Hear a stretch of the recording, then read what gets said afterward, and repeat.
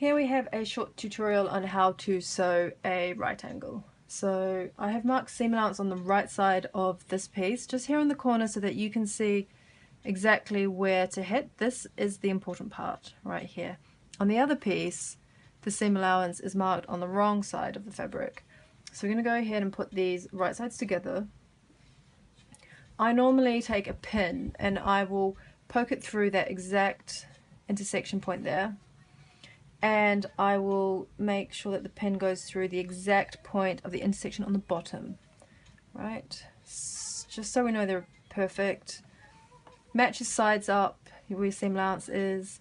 You can see that the line I've marked for my seam allowance here runs continuously onto this piece in one straight line, so we know that we are pretty bang on. Put my pin in, put it under the machine. Let's go.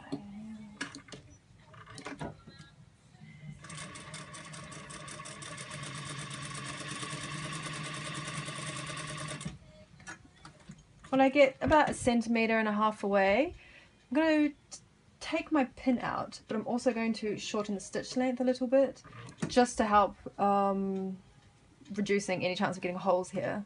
So we'll go right to the edge. When I get close, I'm going to even just hand wind it so that I know that I'm hitting the exact spot. Foot up, needle down, needle down, needle down, needle down. That's very important. Rotate your piece around. Under here, we're going to snip the underside, which is the body, and we'll go on an angle almost to the pin, not quite, maybe 1.5, 2 millimeters, maybe 1.5 away from the pin. And now we have some movement here, so we're going to take this piece on the top, rotate it again so that it hits our other piece here, pull this out of the way.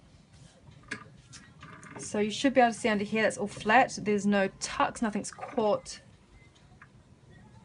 Your seam allowance edges should meet up with each other. Rub your finger under here, make sure that you can't feel any tucks, make sure that that is definitely out of the way.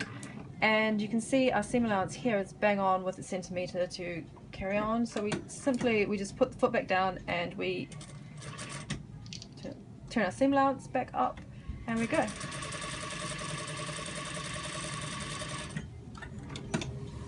Okay, so here we go.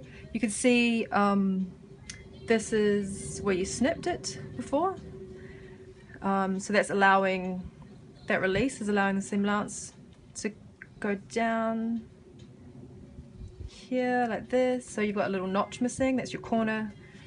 Turn it over, we can see now we have a perfect right angle. There's no holes, there's no tucks or anything. Looks pretty good. Need to rub the chalk off and give it a press, but that's done.